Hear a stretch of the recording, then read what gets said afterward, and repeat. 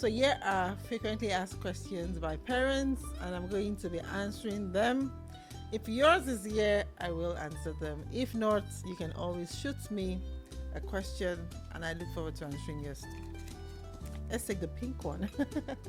So people say parenting is hard. Is it hard? So there are different kinds of hard.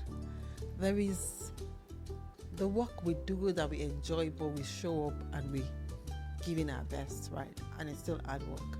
And there is the hard work that is complaints, like, this work is hard. What's happening? Yeah, a lot of parents sound like parenting is just really difficult.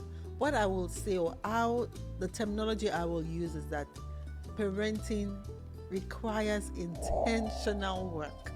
It is not something you do by default or you do by passing. It is something that demands from us.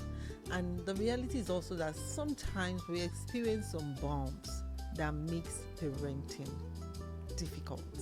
It takes something from our soul. You know, I have had so many parents come into my room and they just start shedding tears. I personally have had times when I will also just cry. So what I will say to that question is that parenting is intentional work. It requires work.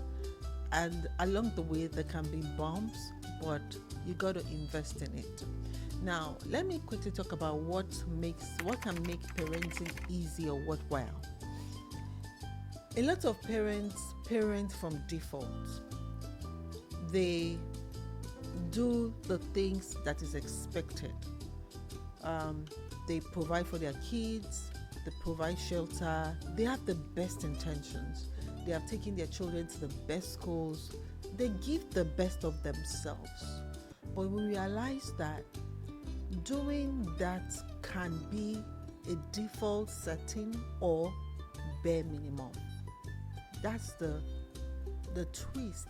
Why? Because you're parenting an individual or a unique child. And every time we stay on default setting, what happens is that we leave chance to things happening beneath, which often leads to emergencies, crises, or surprises. Now, there's a framework I designed called the Parenting Compass. And what you will find inside that framework are the different phases you and your child will go through from the ages of 0 to 18. It's like a compass, and that's why we call it a compass. You know, it guides you when to turn, where to stay, what to focus on each time. A lot of parents miss transitions. The parent, a 13-year-old, like a parent, a 9-year-old. They use what worked once in a new season where they need different skill set.